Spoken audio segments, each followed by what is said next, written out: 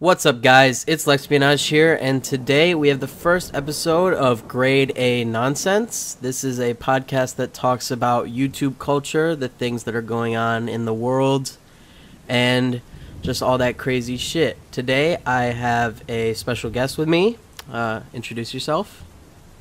Hi, my channel is called BrowYouDoing, but my name is Rebecca. I just recently started delving into just commentary, like just trending topics, like he said. But sometimes I do Reddit videos, other comedy things, if that's what you define as comedy. Alright, so like narrating like r slash, stuff like that. Yeah, definitely. I'm kind of looking to move a little bit away from that for now and um, look into more like real comedy. But yeah, that's mostly what I do in my channel at this point. Alright, that sounds really cool. So, this episode, we have a lot of stuff that's gone on within the last week. There's obviously Nicole Arbour, This Is America parody. Lil Tay being shown that her brother is the mastermind. And then a video I did not expect to get big is the copyright strike Pewdiepie video. I didn't really expect that to get big either. I'm surprised that that got so much attention. Yeah, I think it is important, especially since PewDiePie is the biggest YouTuber that there is, that he fell victim to the same thing that happened, to H3 and stuff like that. From a standpoint, like it's kind of shitty that, everyone just calls around calling everyone a Twitch thought, but I mean, that's what they are, but... Yeah, I definitely think that it was more for comedic purposes, definitely, but, you can't really, as PewDiePie has shown in the past, you cannot really go and be calling names. Especially in his case. Yeah, especially with his past, I think that maybe he should have cooled the jets a little bit, but it's clear that it was transformative work. It was clearly comedic in nature with no malcontent for the most part, but the fact that she had reacted to it on her stream and then afterwards said in the stream that she wanted to copyright strike it. Well, technically she said copy strike, but she said that she had wanted to copyright strike PewDiePie's video, and she got her head branch of her management, I think it's Collab, to do it, and then issued something on Instagram or Twitter talking about how she had no intention of it, even though it's clearly on video. And I heard that her company or whatever she works with, that they had gone and done it before. Like they had reached out to them and they're like, oh, we already did that, because I guess they take the time to, I guess, do whatever they do, and if someone speaks ill of her or features her in a video or something, they copyright strike it. So maybe that's what she meant by she had no intention of doing that, but I mean, that's just what I heard personally. Yeah, she had made a post about saying that she had made something about $700 the last month from Collab, which is her channel partner head thing, copyright striking smaller channels that, I don't know, I haven't looked into that aspect that much, but if they're just ripping her stuff clearly and putting it up like a lot of Twitch channels do, obviously she should get compensated for that, but the fact is this was clearly not that at all. Exactly. It's just that a pride thing. Yeah, I think she's just really mad that somebody spoke ill of her, which I can see, but at the same time, being an internet personality, you're going to get shit on no matter what. Just being a Twitch streamer, being a YouTuber, or anything online, you can just look in the comments and there's somebody calling you an asshole. 24/7, and Yeah, wanting to take action, but at the same time, like you need to get a little bit thicker skin, like just and like try to copy strike somebody for calling you a Twitch thought.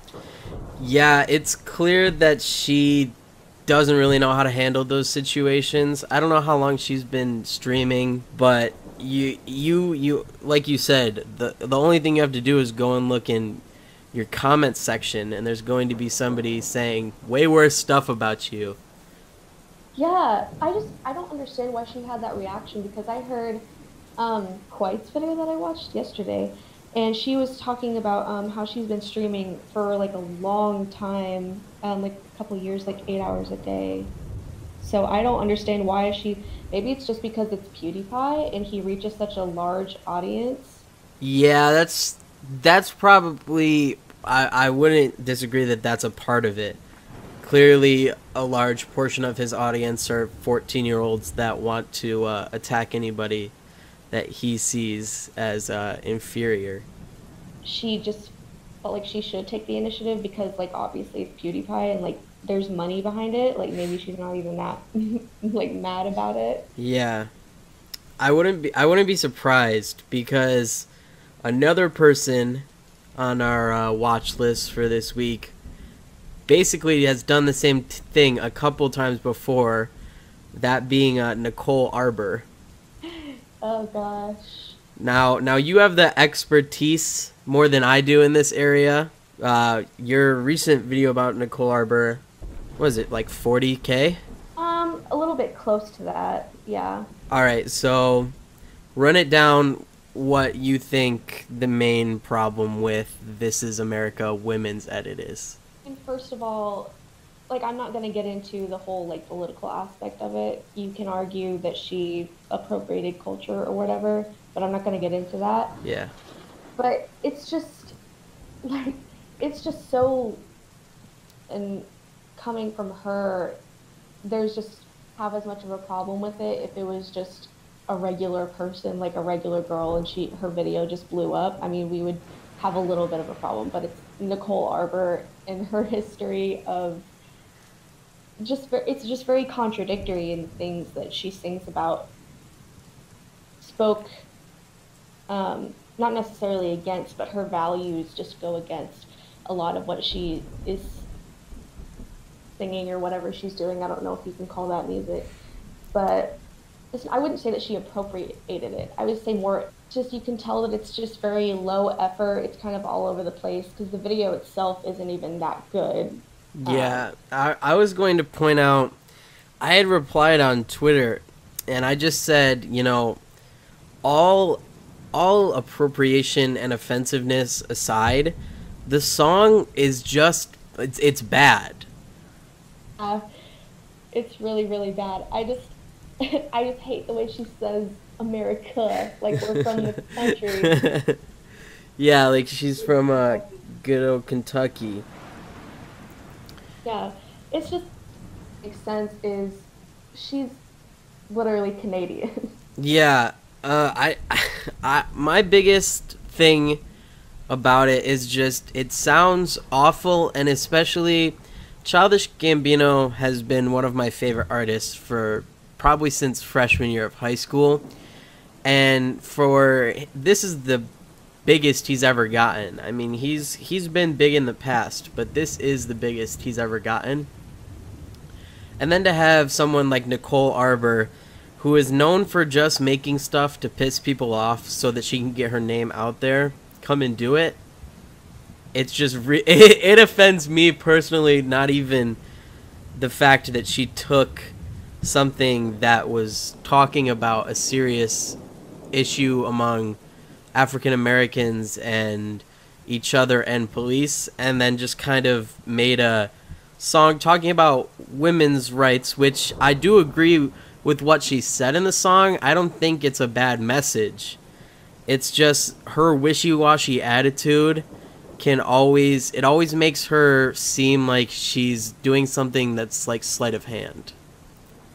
Exactly. Like she goes into her videos and or her other videos and she goes into it and acting like she's like speaking real truth, like she's like telling you something that is true but you don't want to hear.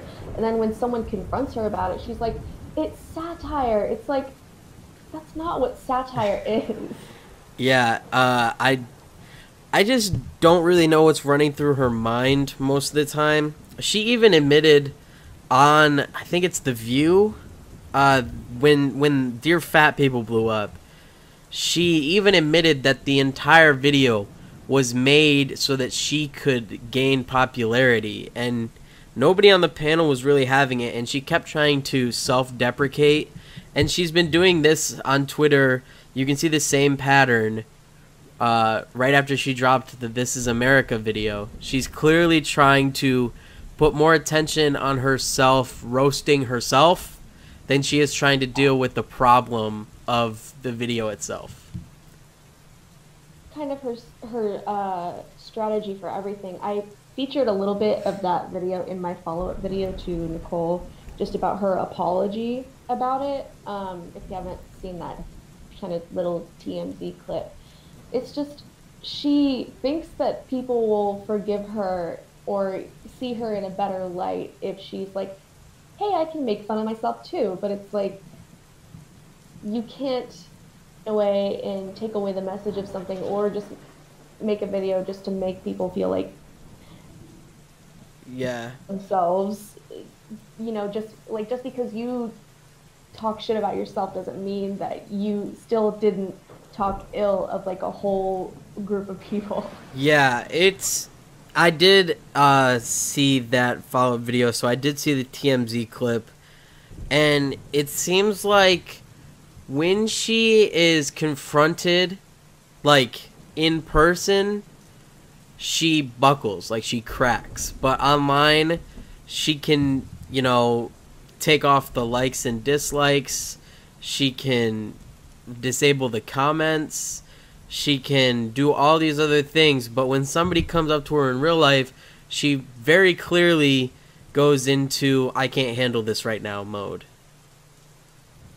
She just has she has a very flight response, like, and she doesn't have anything substance to say ever. I mean, I do think that her TMZ apology was good because I feel like she kind of understands kind of why it was wrong from a sort of political standpoint, like from the cultural appropriation thing. Yeah. I think she understands that, but still, like, if you're going to do something, like, not even in her This Is America apology, just for all the public encounters she's had, like, if you're going to say something online, then you should be able to stand by it in real life. Like, if that's your opinion, then don't just be like, it was a joke, guys. See, I'm funny. I'm a comedian. Yeah. You know? Yeah. I agree with you. The apology that she gave to the TMZ reporter was a good apology. The thing is, like I said, like we said earlier, her online persona is so wishy-washy that I don't know if she's just saying that so that the reporter will leave her alone, and then, or that she actually does believe it and she's, again, just trying to use the internet to make herself relevant again. Yeah, exactly. And I think that's why she kind of freaked out so much when that whole thing went down with Matthew Santoro a long, long time ago. Yeah, I remember that. It's just the whole thing with the video of her crying and being obviously manipulative by saying, we made a mistake, like, I don't think we should have broken up, and then just being, like, inviting him over to her house, like, yeah. And when she made a video of him, she was like, you need to come over to my house and talk to me about this. Yeah, and then a week later, she basically retcons that entire apology and asks him to take a lie detector test. Yeah, exactly. Like, I feel like she holds what the public thinks of her as, like, super high, or else she wouldn't make these types of videos. But I think she just wants to be seen as like she wants to be seen as she tries so hard to be likable, but at the same time just like the person who tells you how it is, and like people don't like her because of that, and she doesn't want people to not like her because she's abusive. Do you know what I'm saying? Yeah, I get what you're saying. She is, honestly, I think she's not one of the worst people on YouTube, but she is so manipulative that she's like one of the shadiest people on YouTube. Like I think there are people that are a lot worse than her, obviously, Yeah. but I mean, she's very smart, I think. She knows that, and she knows how to manipulate people, she knows how to make people angry, and she knows how to appear likable so that people like her. That's why she tries to self-deprecate, and that's why in her videos, while she's telling you how much of a fat, dumb piece of shit you are, she's kind of editing in little giggles, and she's like dancing around, and she looks pretty, and she's saying it in a nice way, you know? Yeah. And again, going back to the view, she clearly tried to do that like 100%. Like she put all her fucking cards on doing that, because she talks about how bad her hair looked. She talks about how bad, like, she talks about being off-brand Barbie, or like side hoe Barbie. Yeah. And it's just the people with the view did not have you on so that you could make fun of yourself and have the whole audience think that you're so like down to earth. They had you on so you could explain yourself for making one of the most offensive videos at that point on YouTube. Like a lot of people don't think now that we have like people who make all sorts of stuff, everybody's out here being wild, but that time no one just like sat in front of the camera and just like told people like what they thought of them, and just like literally sat there to just be offensive. Like Yeah. everyone at that time in YouTube was trying to make people laugh. They were doing skits. They were trying to be likable. And it's like, commend her for kind of not being afraid to be unlikable and to be offensive, especially at that time. Yeah. It's just, you can't try to be dislikable but yet likable at the same time, you know? Yeah, definitely. And I see a lot of people, a lot of my friends who I talk to are always, they'll say, like, what's the difference between somebody like Nicole Arbour and Filthy Frank? This is when Dear Fat People came out.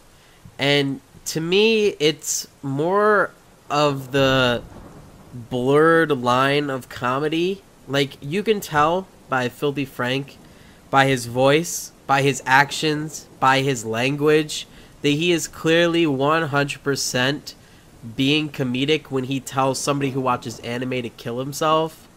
But but Nicole, she says it like she's just having a conversation at lunch with you, and it's just like her thoughts going through her mind. So it's so hard to determine if it's really comedy or if she's just being a prick. Like, I think she kind of brands it as comedy because she's like, if I edited me laughing, then other people are going to laugh. Yeah, definitely. People have done it, like stand-up comedians, like those kind of comedians that they'll point to people in the crowd and they'll be like, hey, you're fat and ugly, and then everyone will hee hee hee and ha ha ha. Yeah. But like, that's because you're there, you're aware that it's a comedy show, and like the same with Filthy Frank. One, he's literally playing a character. Of course. And you just can't take it seriously. But like Nicole Arbour, as you said, it's like she's sitting down to lunch with you. It's like, we're going to Panera Bread, and she's like, I don't like fat people. How do you feel about that? Yeah, it does seem like she's definitely one of the more polarizing people on the platform at the moment. because for everyone that I see hating on, like, the people that are hated right now the most, like Logan and Jake Paul and Rice Gum, for every hate comment that you have towards them, there's 5 or 6 comments talking about how much they love these people. I have not seen one person vehemently defend Nicole Arbour at all. Like, I don't know where her fan base is. Yeah, exactly. And like that's kind of what I was thinking about, like just looking through the comments of my video. A lot of people necessarily, like diehard fans of her, they're like, don't talk about Nicole like that. Like they Yeah. might disagree with my opinion personally. Like they might a message of her video, but like Hmm. no one that's like a Nicole Arbour stan. Like it doesn't make sense. Like her whole um just like people is just people who hate her. It's just like I feel like a lot of people who are subscribed to her is just like subscribed for more bullshit. Yeah, I think the highest level of fan she has is the casual watcher. Like some 14-year-old girl who just goes on YouTube and looks at her recommended, and if Nicole Arbor's there, she'll watch it. Full audience of fans a little bit because she does the one thing she talks positively is feminism, which doesn't make any sense to me because she's just like every other movement except mine is trash and I'm going to tell you about it. Yeah. Like I feel like that would be the only people who would be fans of hers, but I don't think she has anyone that's super diehard. I have yet to see one, if there is. Like just in the comments of my video, just mostly it's just people who hate her. And if anyone's defending her, it's just like defending her opinion and not her. Yeah, the most defending I've ever heard has always, it's like a catch-22. It's like, I agree with her point, but she shouldn't have done this. Like everybody who still agrees with her like motive, her message behind the song is still like, maybe you shouldn't have used this song to do it. And I feel really bad because we basically had to shit on 3 women today. Oops. Like they're for as weird as it is, Logan Paul has not done anything this week. He did some shit last week about getting in a Twitter fight, but I mean there really isn't any relevant stuff to talk about with any of the male creators, so I feel kind of bad. It's Women's Month. All right, so let's get on to the youngest women's of them all, Lil Tay, the youngest flexer of the century, coupe driver, god level flexer, lover of Whoa Vicky, rapper. Does she make music? Lil Vicky has made 2 songs. One just talking about how Rice Gum eats cats, and I then the remember other that. one is just her about being Whoa Vicky and living in Amazing. a mansion. Amazing. Does Lil Tay make rap? Like, I'm still very confused on what she does. Coming out with a song soon. I don't know, like that's just what I've heard from watching videos about her. She seems to like very much. I think that's just her music thus far. I mean, she hangs out with rappers and stuff, and she hangs out with. Whoa, Vicky. She Well, just what she does is just flex. yeah, well, the youngest flexer of the century, the top dude, top man, has been revealed. The mastermind of the Lil Tay plan has been revealed, and it's Lil Tay's brother. It's just watching that video makes me sick to my stomach. I just feel really sad because I don't know how much involvement Lil Tay has in the whole operation, but whenever her brother's talking to her, she just kind of seems like she's ready to give up. like she just looks so uncomfortable, and just that clip of her like yelling at her mom because I guess her mom interrupted. Like she just looked so uncomfortable. Like leave me alone so I can get this over with. Yeah, she really seems like she's doing something that she doesn't really want to do, and especially when I don't know how old her brother is, but he's literally telling a 9, 10-year-old to be like, get more ratchet. You have to be more hood, and it's like gross. Exactly, like it's just so upsetting because I don't think that they took into account of that it might have, because one, she can't even like go outside without people like messing with her. Like I've seen so many videos of people, like just grown men, like yelling at her on the street. And I understand that's like she's offensive and you don't know what the situation is, and it's confusing and it's funny. I mean, not really like funny, but it's It's just not like really. funny in It's my not. mind. It's not really that funny. It's just like I can't imagine just being 9 years old and like not being able to like go out pictures of you and like yelling at you from their cars and yelling at you while they're walking by, and like not being able to just live your 9 year old life, you know? Yeah, and then you go home and your brother says, "Yo, you need to be like, I'm Lil Tay, bitch. I'm the hardest flexer in the world. Like, be more ratchet." It's just like you can't go fucking anywhere to escape. And I don't think she's ever going to be able to escape that. Like, literally all over. Like, yeah, she's making money from this, suppose. I don't think she's getting the full money from it because obviously her brother is probably cashing in on it a lot.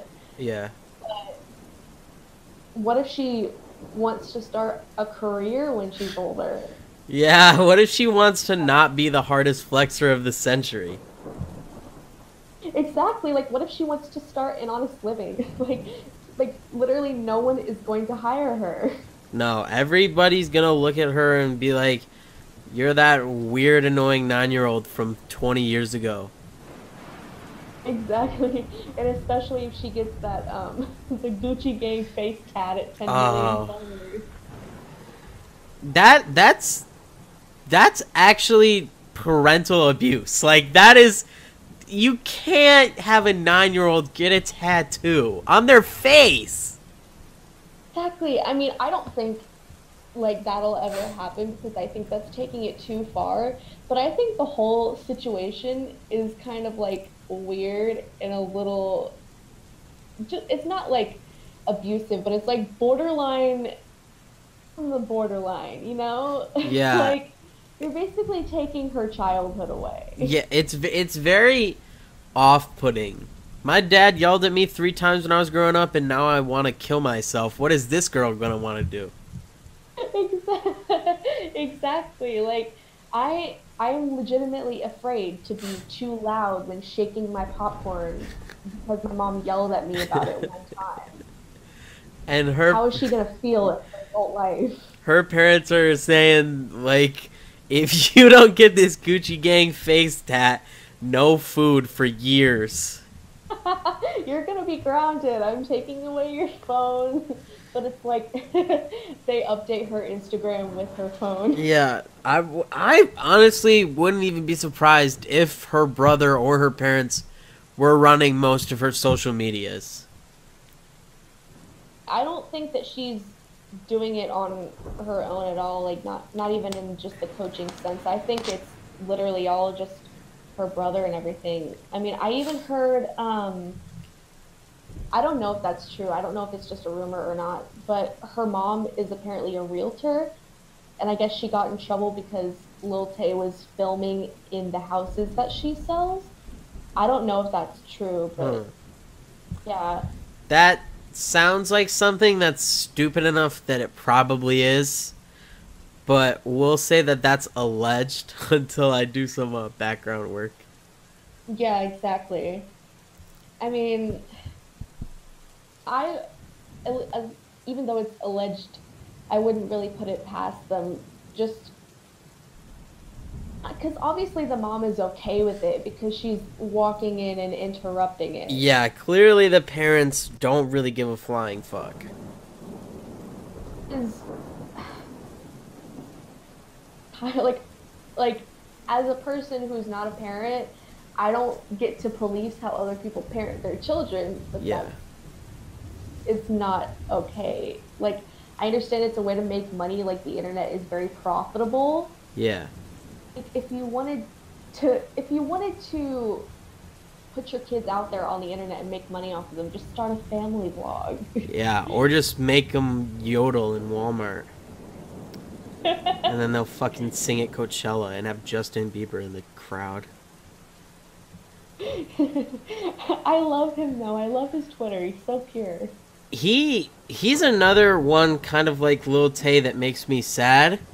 Lil Yachty retweeted something before the original Yodel Boy video even blew up, and it was him like in a Walmart and in a shopping cart, and his parents, he was clearly like exhausted, and the tweet was something like, "This ruins the Yodel Boy for me because I just feel so sad." Oh, I saw that. He looks sick. Yeah, it's like it not even in that video, but just in like the Walmart video himself, he looks like he doesn't want to do it. Like he doesn't look happy. Like if he was a kid who genuinely enjoyed performing, like involved in theater like I have, you've seen theater kids, they love to just go all out. Yeah. But he just looks so uncomfortable, like he doesn't want to do it, you know? He looks too unnatural, because you can tell, like, his parents said, stand over there, tap your feet. Like, they got him dressed. Like, this is a fucking concert for him. Exactly. Like, he's so still, and, like, his back is hunched.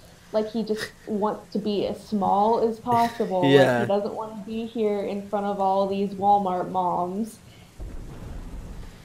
It's a very weird world we live in, where there's a 9-year-old girl who's got almost 10 million followers just talking about how she's the biggest flexer in the century. She came up out of nowhere, by the way. Well, I mean, she did, but I think when, like, the Bad Baby fight, and that's when she really blew up. Yeah, all of a sudden, I remember one day my Twitter feed was just full of this 9-year-old girl in the back of a coupe, just being like, "I'm Lil Tay, I'm the youngest flexer," and I was just like, I don't know who this is. Does she make music? Is she a realtor? Yeah, like, I mean, I knew somewhat about her, like, before the whole Bad Baby Lil Vicky fight, but I just think that part of Lil Tay just, like, not knowing who she is, not knowing what's going on, and, like, you're concerned, and, like, it's kind of, it's kind of really, her whole fame is based off of, like, people being concerned about, like, what's this little girl doing here? We're worried about her. Yeah, it's kind of it's really weird. It's really off-putting. I feel like I'm in the fucking Twilight Zone whenever I see one of her videos pop up on my feed, because I'm just like, everything is not how it's supposed to be. It's so hard growing up and being a kid, like, in 2018. Yeah. Because, yeah, like, if your parents' value of internet fame and attention and followers and likes, they will snap and whore their kids out in a second. Yeah, I remember one of my good friends and I were talking, and we were just talking about how lucky we are that we were already like 6 or 7 by the time YouTube came out, and it took like 10 years for it to become like a powerhouse where kids get whored out by their parents. So like, we grew up with some internet, but it wasn't crazy. Like, we still had to go outside and play or like buy a Nintendo DS. Yeah. Like, it's just so awkward because I feel like kids are just like so targeted, like with the internet. Just like YouTube changing their whole everything to like make it more kid friendly, like the toy channels that come up, Yeah. like they're being like targeted, like look at this, buy this, buy that, ask your parents for this, like you should do this, look at this challenge, and it's like look at this internet fame you can get, like the whole Jake Paul thing with his little course he had where it's like you can be just like me and Yeah, I'll wow. team like 1000 or whatever, or Oh, Team 10,000. 1000. Yeah, So weird. that was really weird. There's a really good video by Drew Gooden on that. It's like just the whole concept of throwing stuff down kids' throats constantly. Like, I get that they grew up in a generation where they're constantly surrounded by technology, like their parents did in raising them, so they just kind of threw a tablet in front of their face. It's like, here you Yeah. go, kid. But it's like, I just kind of feel bad for them because, like, because people know that, and YouTube knows that, and companies know that, they're just like, here's some stuff to throw in front of your face, you know? Yeah. I agree with you there. So I think that good long last rant about YouTube is a good wrap up for this episode. I want to thank you for coming on, being a good guest. Definitely, I'll leave your channel link in the description below, and everybody watching should go check it out. And if you want to plug your shit, just say whatever you want to say, and the people will hear it. Yeah, definitely. Subscribe to me, obviously. My channel is BrowYouDoing, and then my Twitter is @BrowYouDoing. Then my Instagram is @BrowYouDoing_. So only one is different. And that's basically all the shit I have to plug. I'm not good with technology, so. All right. Well, thank you so much. Hope you guys all have a good day. Make sure to subscribe if you want more. And yeah, hope you enjoyed the video. Get out my face, my goal and my mind just blow.